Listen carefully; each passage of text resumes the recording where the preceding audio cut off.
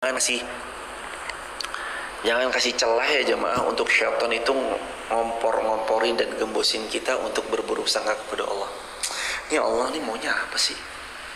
Saya lagi bener-benernya kenapa sih? Kenapa saya lagi berjuang? Kenapa? Saya lagi setia-setianya kenapa? Saya lagi mau masuk ke universitas yang saya inginkan, kenapa saya nggak diterima sih? Saya kurang apa ya Allah? Saya belajar sampai jam 12 malam.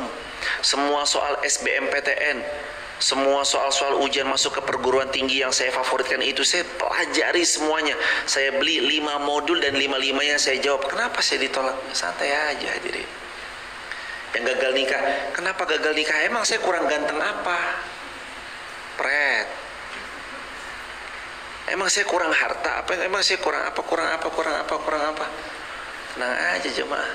Gagal nikah, ingat, bunga bukan cuma setangkai, kumbang bukan cuma seekor. Patah satu tumbuh 1000. Ya kalau gagal nikah ya udah, emang belum jodoh, ganti dah. Jangan malah nggak bisa move on. Tapi kan si Panjul itu adalah laki-laki terbaikku Ustadz. Astagfirullahaladzim. Makanya nggak ada laki-laki lain aja di dunia ini, mau cuma si Panjul doang apa? Tapi saya tuh kalau nggak sekolah di Universitas A, saya harus gimana?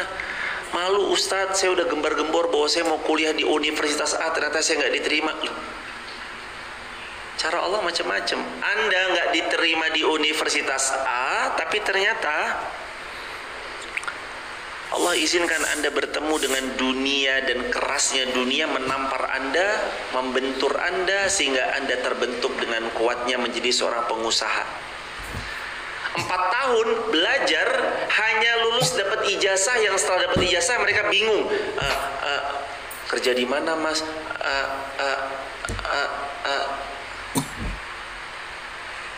Pada akhirnya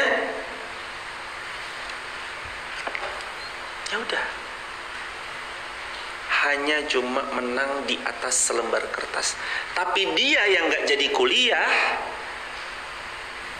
akhirnya dia dibentur oleh keadaan, dibentur oleh dunia, kerasnya dunia menghantam dirinya, akhirnya pundaknya lebih kuat.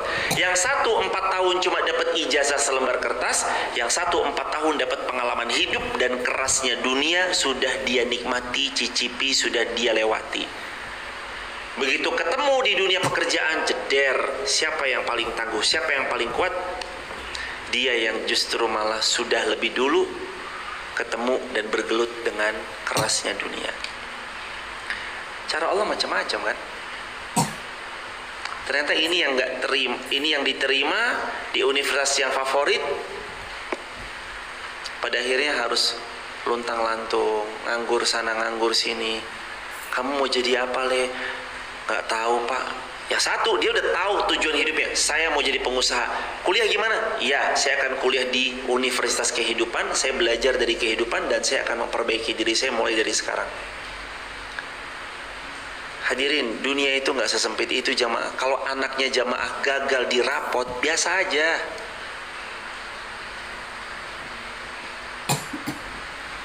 Ibu maaf boleh bicara 4 mata? Ketika gurunya bilang pas pembagian rapot, oh ya gimana Bu Ustazah? Benar ibu dari ibunya Mas Fulan ini ya, betul ya?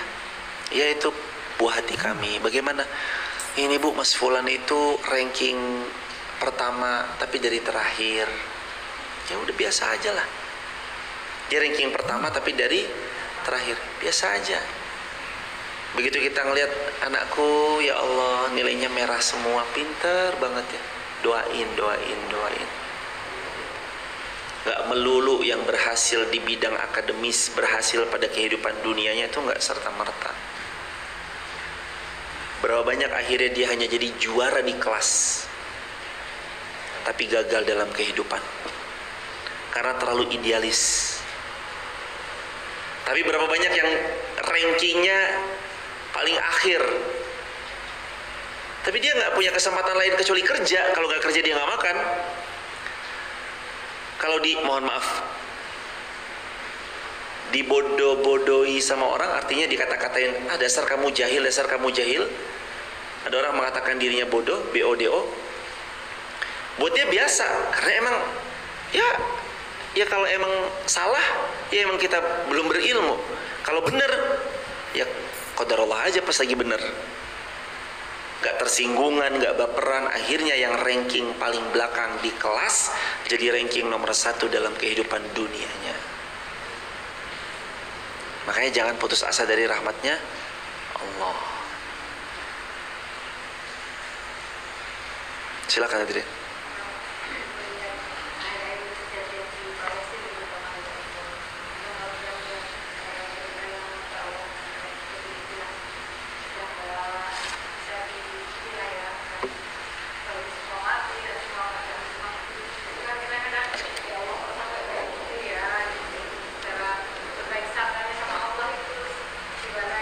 Gimana cara kita berbaik sangka kepada Allah Subhanahu wa taala melihat sebegitu menderitanya saudara-saudara kita di Palestina?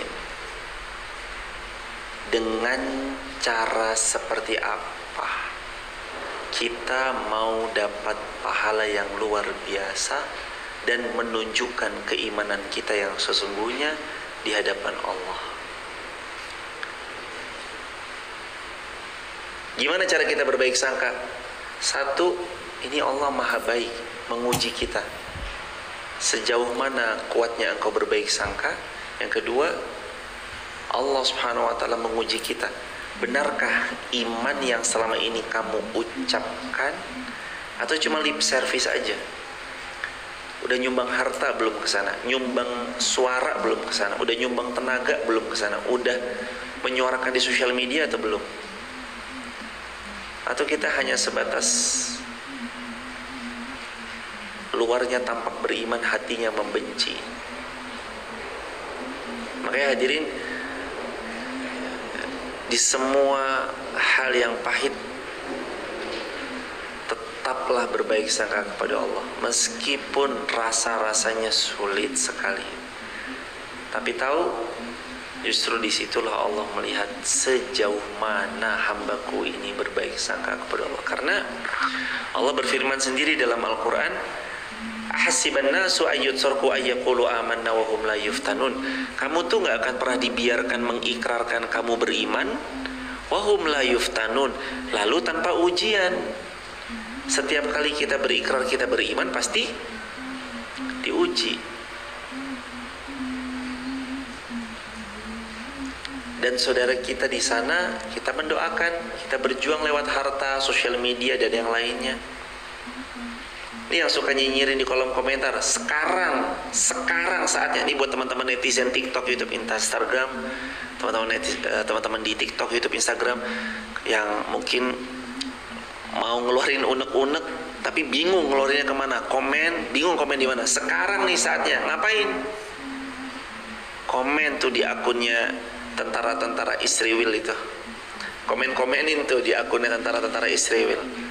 Bahkan kita pakai caranya VOC. Gimana caranya Belanda? Ini teman-teman praktekin. Screenshot video tentara Israel, buat fotonya itu tahu ya ibu, ada fitur Tuibon tahu ya, Tuibon tuh kayak template-nya tapi lambangnya gambar Palestina gitu, Palestine will be free dan lain-lain gitu. Nah, pasang tuh tentaranya Israel pakai foto yang kayak gitu. Ini namanya politik yang VOC zaman Belanda pernah lakukan, namanya politik adu domba. Nah, suruh adu domba aja biar mereka pada berantem sendiri aja jemaah. Ada fotonya mereka tentara Israel, terus pakai tuibonnya Filistin, upload. Kan mereka gelut sendiri-sendiri tuh, jangan-jangan ini musuh dalam selimut nih. Itu politik adu domba tuh dulu sering banget tuh. Kita diadu oleh saudara kita sendiri. Ya, zaman-zaman itu. Ya, kalau sekarang dipakai sosial media buat kayak gitu boleh nggak? Boleh. Kan sosial media kita juga jihad sekarang. Medan jihad sekarang kan bukan cuma di peperangan lapangan, tapi juga di udara. Udara itu sosial media. Nah, wong jamaah sekarang di sini loh. Kalau jamaah buat video bisa sampai kemana-mana kan? Kita Kita nggak pernah tahu nih video kita yang kita upload ini nyampe kemana. Makanya berbaik sangkanya kepada Allah itu seperti apa sih? Itu ujian dari Allah untuk kita menunjukkan siapa kita sebenarnya. Kamu tuh beneran beriman nggak, toh apa cuma lip sync doang, lip service doang, atau gimana sih?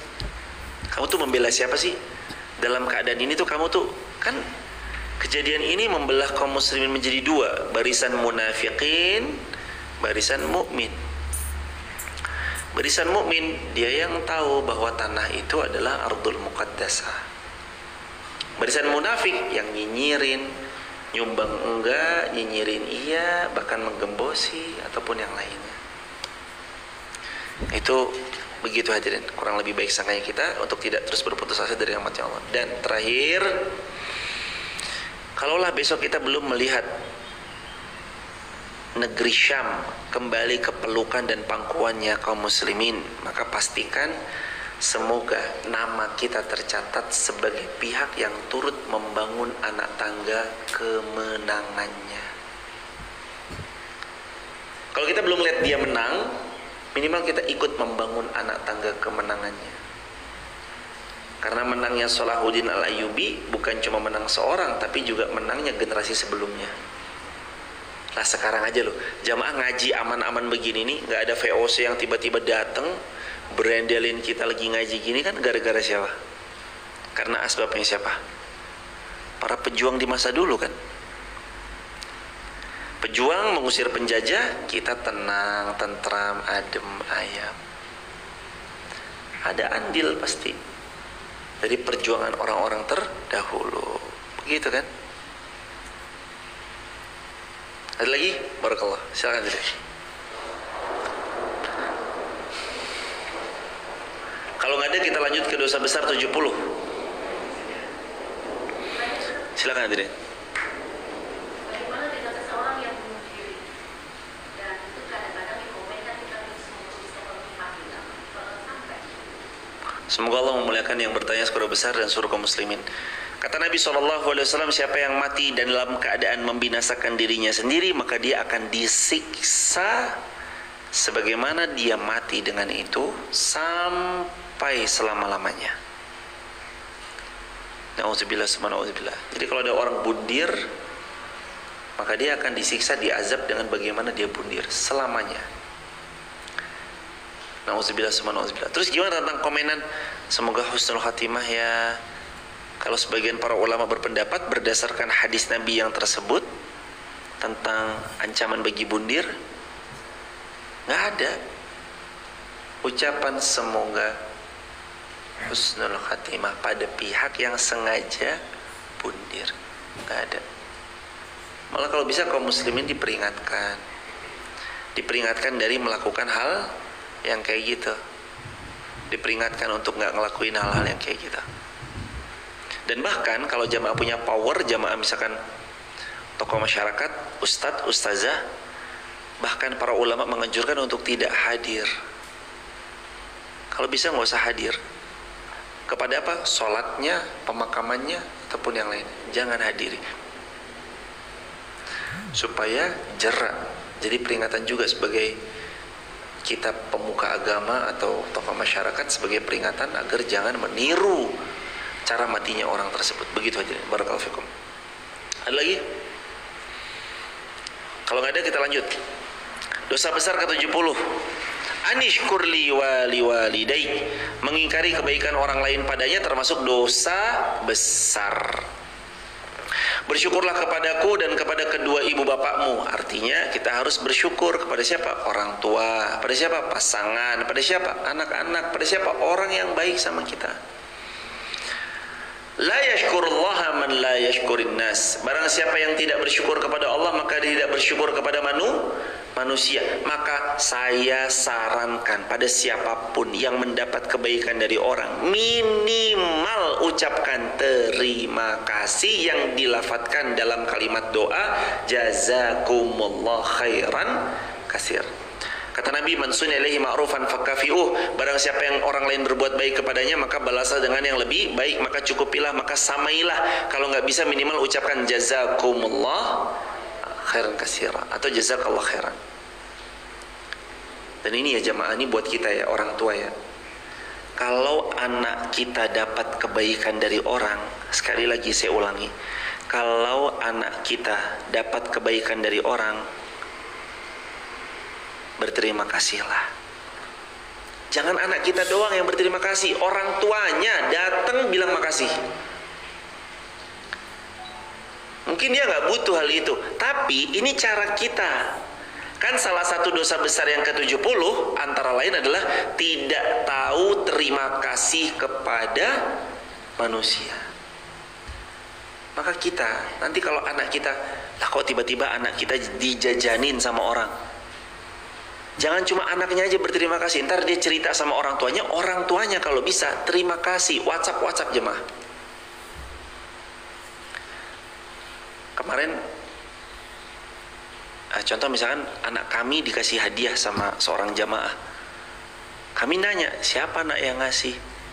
Gak tahu. Oh ada paket, oh di paketnya ada. Pengirimnya siapa? Kalau bisa hubungi. Kecuali kalau nggak ada pengirimnya siapa ya? Unknown. Tapi kalau tahu siapa nih yang mengirim, oh ibu fulana, telepon atau WA lah, minimal WA lah, bilang makasih. Jadilah orang yang tahu terima kasih, karena termasuk dosa besar nggak terima kasih kepada manusia. Jadi orang tuh yang tahu terima kasih. Dan termasuk ya hadirin, termasuk di antara adab ketika kita ditraktir sama orang, adabnya antara lain adalah pilih makanan yang tidak menyulitkan orang yang mentraktir kita.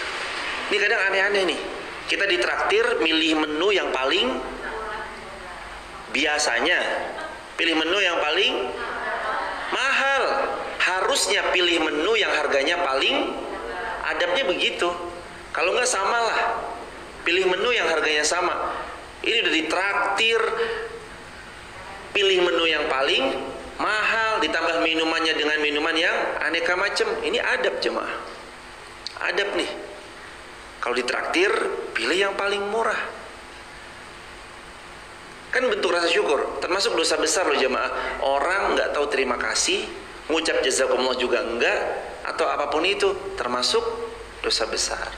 Sebagaimana Allah Subhanahu wa taala berfirman, la yashkurullaha man la yashkurin nas. Tidak akan pernah dihitung kamu sebagai hamba yang bersyukur kepada Allah kalau kamu tidak pernah berterima kasih kepada manusia. Maka baiknya format diri kita mulai hari ini. Nanti kalau dijajani, tahu diri. Kalau kita dijajanin, tahu diri. Kalau kita pesen yang mahal, bayar sendiri. Bahkan kalau perlu, kalau bisa, Nabi bersabda, la taqul ta'amaka illa taqiyya. Jangan ada yang makan makananmu kecuali orang yang bertakwa. Bahkan kalau bisa kita rebutan bayar. Ini teman-teman TikTok, YouTube, Instagram, semuanya hadirin. Kalau bisa video ini dipotong, disebarluasin ya, siap. Kalau bisa jemaah, mulai hari ini, besok, seterusnya sampai kita wafat, jadikan format, jadikan setelan pabrik dalam hidup kita. Kita kalau makan sama orang, selama Allah titipkan rezeki yang lebih, kita yang bayar. Walaupun dia orang kaya, walaupun mobilnya paling mewah, kita yang bayar. Jadikan setelan pabrik. Kalau perlu datang ke kasirnya duluan, kita yang bayar. Nih, tolong titip dulu mas uang, ntar yang itu jangan bayar kita. Nanti makan bareng-bareng, sukalah traktir orang. Kenapa? Karena di antara amalan yang akan jadi jariah itu adalah suka traktir orang. Setiap kali dia makan jadi energi, energinya beramal saleh, kita panen pahalanya. Kalau dia buat salah, kita nggak kena dosanya. Tapi kalau dia berbuat baik, kita panen pahalanya. Makanya sukalah traktir orang. Traktir semampunya.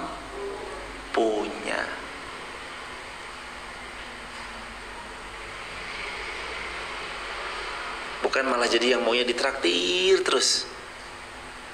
Pas mau bayar ke kasir, dompet saya kayak ketinggalan. Berlatih semampunya. Tahu diri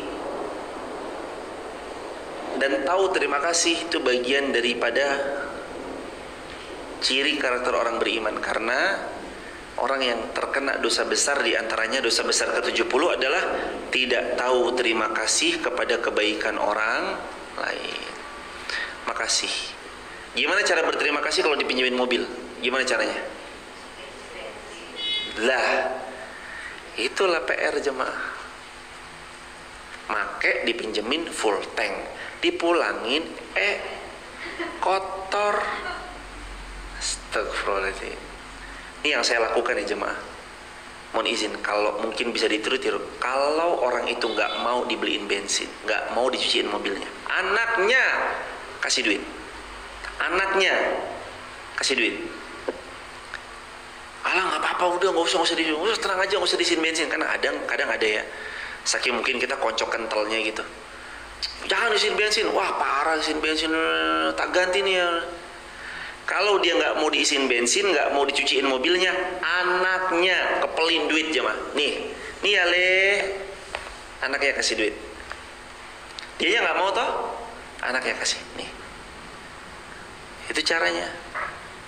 Tapi ya adabnya kalau kita dipinjemin kendaraan, berangkat bersih, pulang bersih. Lawung kalau bisa berangkatnya kotor, pulangnya ya tetap bersih. Adab nih. Dipinjemin mobil, pulang tinggal setengah. Lah kemarin diisiin full tank, dibawa ke sini ke situ tinggal setengah. Kok nggak di full tankin lagi? Hei, maaf lupa. Apa ini hadirin? Full tankin lagi dong. Itu namanya tahu rasa terima kasih kepada manusia. Berangkat bersih, kinclong. Pulang-pulang kok banyak tanah-tanah nempel terus segala macam. Terus kita mau nyerahin sama dia dalam keadaan mobilnya kotor? Jangan dong. Jangan. Nah ini termasuk adab jemaah. Nih, ini juga nih jemaah. Apapun bentuk terima kasih, sekecil apapun, lafazkan. Ya saya udah terima kasih. Dari mana? Dalam hati sih, nggak bisa. Kata Nabi, lam yashkurillah. Kamu selamanya tidak pernah dihitung sebagai hamba yang bersyukur kepada Allah. Man la yashkurin nas. Selama kamu tidak pernah berucap terima kasih kepada manusia, maka bilang makasih. Makasih itu kalimatnya simple loh jemaah. Makasih ya. Makasih ya Jeng. Simple nggak? Kalau ada dalam adabul ini, ada judul kitab itu ini, Muntaqa al-adab asyariyah wal mina al-mariyah. Hendaknya kalian lisankan doa jazakumullahu khairan katsira. Doain. Jamaah tuh mengucap doa tuh berapa lama sih jamaah? Jazakumullahu khairan katsir ya, jazakumullahu khairan katsir ya. Orang baik nih apa aja ya, mempromosikan. Misalkan suami Anda dipromosiin, kalau bisa jangan suami Anda doang yang terima kasih. Anda berdua datang ke rumahnya bilang, makasih ya kemarin suami sudah dikasih kesempatan untuk promosi jabatan. Makasih. Berdua datang. Anda dapat kebaikan, orang tua Anda ajak datang ke rumahnya yang pernah berbuat baik sama Anda. Makasih ya, semoga Allah memuliakan. Makasih ya, makasih ya. Jazakumullah khairan ya. Kalimat yang harus sering-sering kita ajarkan buat diri kita dan anak kita. 1, terima kasih. 2, mohon maaf. 3, minta tolong. Tolong ya. Tolong dong begini. Tolong dong begitu. Tolong ya, tolong ya, tolong ya. Maaf, terima kasih, minta tolong.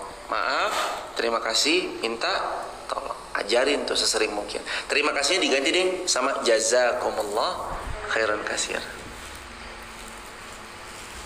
Begitu hadirin, latih diri kita. Jangan sampai kita mengingkari kebaikan orang lain. Orang lain buat baik sama kita, kata Nabi, man sunya ilaihi ma'rufan fakafi'u. Kalau orang baik sama kamu, kamu lebih baik sama dia. Itu yang terbaik. Kalau nggak bisa, sama. Dia ngasih 1, kita ngasih 1. Dia ngasih 2, kita ngasih 2. Dia ngasih A, kita ngasih A yang sama. Itu boleh. Kalau nggak bisa, jazakumullahu khairan katsira. Gitu jemaah. Dosa besar yang ke-70 adalah tidak tahu berterima kasih kepada orang lain. Ternyata dosa ya. Kita kira ini nggak dosa ya? Ya udah sih, biarin aja, ngapain sih, dia juga udah kaya kali, ngapain sih. Makasih, simple kok. Jazakumullah khairan, bilang makasih. Dia kan udah kaya, udah nggak butuh terima kasih kita kali. Bukan dia nggak butuh, mau dia butuh, mau dia maaf ya, saya mah nggak butuh terima kasih dari Anda. Walaupun dia nggak butuh sekalipun, tapi ingat jemaah, siapa yang nggak berterima kasih sama manusia, dia tidak pernah dicatat sebagai hamba yang bersyukur kepada Allah. Man lam yashkurin nas la yashkurillah. Kalau kamu belum berterima kasih sama manusia, kamu tidak dihitung sebagai yang bersyukur kepada Allah. Ini dosa besar ke-70. Coba dicermati lagi di jamaah. Makin kesini, makin banyak hal-hal sepele. Kita anggapnya sepele kan? Apa sih? Ya lah, terima. Bunda, makasih tuh sama itu kan udah dikirimin ini paket apa segala macam. Ngapain sih? Jangan ngapain sih. Dosa besar itu jamaah. Jangan ngapain sih, kasihan, dosa besar. Mas bilang makasih ya. Kalau jamaah punya karyawan, saya selalu bilang ya, kalau jamaah punya karyawan, bilang sama karyawannya, nanti kalau kamu dapat uang dari tamu, bilang ke saya nggak bakal ngambil uang sepeser pun dari yang kamu dapatkan, nggak bakalan. Tapi saya tahu nominalnya itu harus berapa nomin. Tadi dikasih uang berapa? Jawab berapanya. Atau bahkan sebelum ditanya kasih tahu berapa nih.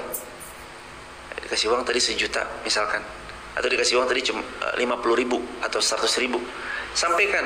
Kenapa? Supaya nanti ketika karyawan kita dapat kebaikan dari orang, kita ownernya bisa berterima kasih. Makasih ya Bunda, semoga saya lancar berkah. Ya Allah, repot-repot banget ini Mas Fulan kok dikasih ya, semoga Allah memuliakan Bunda Fulan. Bilang. Itu bagian dari etika juga jemaah. Sekali lagi ya jamaah, bukan berarti dia tuh gila penghormatan terus kita enggak. Ini dosa besar loh kalau kita nggak berterima kasih sama orang. Dosa besar ke-70, teman-teman yang mau baca, buka di kitab Al-Kabair Imam Zahabi. Dosa besar ke-70, dosa besar tidak berterima kasih kepada orang lain. Terima kasih, simple. Makasih Bu. Bu makasih ya, ini kitabnya Jazakumullah khairan katsir. Contoh, langsung aja praktek. Dipinjemin kitab. Jazakumullah khairan, jazakumullah khairan, jazakumullah khairan. Biasakan ya, berterima kasih. Ajak suaminya berterima kasih. Papa, tadi mama tuh jatuh, ditolong sama ini. Oh iya wes. Jangan gitu. Bilang, Papa terima kasih Pak sama beliau Pak. Ayo Pak, terima kasih. Mas, makasih ya Allah, istri saya ditolong tadi. Atau Mbak, makasih ya ini, istri saya tadi jatuh ya, diangkatin motornya. Bilang makasih. Dosa besar ke-71, dosa besar menahan kelebihan air. Tapi sebelum dilanjutkan, ada yang mau bertanya, silakan. Fadhol jemaah. Baik, kalau nggak ada yang bertanya, lanjut ke dosa besar 71. Ada? Dosa besar ke-71. Dosa besar menahan kelebihan air. Qul ara'aitum id asbaha ma'ukum ghaura faman ya'tikum bima'in ma'in. Katakanlah, siapa yang memberi air jika sumber airmu menjadi kering? Al-Mulk ayat yang ke-30. Memangnya siapa yang nurunin air kalau sumber mata air kita kering? Allah. Air. Ada tukang pempek lewat. Pok minta air, kasih. Ini kejadian nyata, kisah nyata jemaah. Saya ngalamin, bener-bener ngalamin. Rumahnya orang tua kami di Depok, Kubah Mas, dekat Kubah Mas. 2000 kami pindah ke Depok kalau nggak salah tahun 2000. Di tahun itu banyak sekali orang siomay, batagor, kue pancong. Karena keran rumahnya ibu itu ada di luar. Jadi siapapun yang lewat tuh suka minta sama ibu, Bu, minta airnya ya, buat cuci piring, cuci pempek, siomay, batagor, kue laba-laba gitu. Dan beliau selalu ngizinin, ya bang, pakai aja. Gak pernah disuruh bayar, gak pernah dilarang, pokoknya disiapin. Emang itu keran di luar rumah, emang untuk siapa aja boleh ngambil, ini miliknya Allah, ambil. sampai waktu tahun berapa gitu ya, sempet kekeringan, tapi sebentar, habis itu isi lagi gitu. Kekeringan, salah satunya tuh ada beberapa rumah di sekitaran tetangga gitu kering. Atas pertolongan Allah, rumahnya orang tua kami tuh atas pertolongan Allahnya masih ngalir terus jemaah, gak kering, masya Allah. Ternyata emang begitu ya, kalau kita suka bagi sama orang tuh, Allah pun juga gerojokin buat kita. Kalau kata Nabi SAW, ya bani Adam anfik alaik, wahai anak Adam, sedekah kamu, nanti Allah sedekah sama kamu. Kalau kita suka traktir orang, kita nanti ditraktir orang. Boleh jadi kita traktir si A, yang balas traktir bukan si A juga, boleh jadi kita ditraktir sama si B, ya kan? Suka traktir, tahu terima kasih, jangan tahan kelebihan air. Termasuk di dosa besar, menahan kelebihan air. Jangan ditahan, kasih, bagikan. Dan sekarang tuh agak-agak memang apa ya, musim hujan nih, hujan yang perlu juga disyukuri supaya insya Allah biiznillah jadi air yang penuh barokah. Jadi menahan kelebihan air termasuk dosa besar. La tamna'u fadlal ma litamna'u bihil kala, kata Nabi SAW, janganlah kalian menahan air sehingga menghalangi rerumputan untuk tumbuh karenanya. Lalu kata Nabi SAW, man mana'a fadlal ma au fadla kala'ih mana'ahu Allahu fadlahu yawmal qiyamah. Barang siapa yang menahan air, maka Allah akan menahan rahmatnya pada hari kiamat. Dia tahan air, maka Allah juga menahan rezekinya pada hari ini, esok, dan seterusnya. Itu yang halaman 174 paragraf yang kedua, Ibu. Halaman 174 paragraf yang kedua. Ada 3 orang yang mana Allah tidak akan berbicara kepada mereka, tidak melihat kepada mereka, dan Allah tidak mau mensucikan mereka serta bagi mereka azab yang pedih. Yaitu seseorang yang punya kelebihan air di tanah lapang, namun dia menahannya dari musafir. Seseorang yang membaiat seorang pemimpin lalu tidak membaiatnya melainkan karena keduniaan. Yang ketiga, jika dia memberi sebagian dunia maka dia menepati baiatnya, yang tidak. Yang ketiga, seseorang yang menjual suatu barang dengan seseorang yang menjual suatu barang kepada seorang setelah sholat asar, kemudian bersumpah dengan nama Allah bahwa dia mengambilnya dengan harga segini dan gini, lalu pembeli membenarkannya, percaya akan tapi sebenarnya dia bohong. Jadi ada 3. Ada 3 orang yang diazab, tidak mau diajak bicara Allah, tidak akan dilihat Allah, tidak akan pernah mau disucikan oleh Allah, tidak akan pernah Allah mensucikan baginya, dan baginya azab yang pedih. Siapa dia? 3. 1, yang menahan air. 2, adalah orang-orang yang berbaiat kepada pemimpin, tapi faktornya faktor keduniaan, supaya dapat percikan dunianya, dapat ya begitu deh, dapat bagi-bagi jabatan apa segala macamnya. Nauzubillah. Yang ketiga, orang yang berjual beli dengan sumpah palsu. Mobilnya pernah tabrakan nggak? Oh nggak pernah, mobil saya nggak pernah tabrakan. Padahal pernah misalkan, maka dia bohong nih. Ketika dia berbohong, maka sungguh dari transaksi jual belinya tidak akan pernah barokah. Handphonenya pernah jatuh nggak? Wah, handphone saya nggak pernah jatuh, masih kinclong nih. Coba lihat aja nih, mana ada bocel-bocel nih? Nggak ada sedikit pun bocel-bocel yang emang nggak pernah jatuh. Kalau emang jujur nggak pernah jatuh, bilang nggak pernah jatuh, halal, barokah. Tapi kalau ini udah kebanting berkali-kali nih handphonenya, misalkan dibanting berkali-kali, handphone udah kebanting berkali, tapi dia bilang handphonenya pernah jatuh nggak? Oh nggak pernah. Supaya harganya tinggi, transaksi itu pun tidak barokah, nggak berkah. Lagi mau cari apa sih jamaah? Mau nyari apa sih? Hidup kan nyari berkah, betul? Hidup cari berkah jemaah. Kalau jual beli yang jujur, jangan bohong. Kalau pernah jatuh ya bilang pernah jatuh. Kalau ini bahannya grade 2 ya bilang grade 2. Ini misalkan yang jujur lah intinya mah. Begitu ya jemaah. Barakallahu fikum. Ada yang mau bertanya silakan jemaah. Kalau nggak ada, kita akhiri dengan kafaratul majlis bersama-sama. Subhanakallahumma bihamdika asyhadu an la ilaha illa anta nastaghfiruka wa natubu ilaik. Salam buat keluarga di rumah, semoga istiqomah sampai wafat husnul khatimah. Assalamualaikum warahmatullahi wabarakatuh.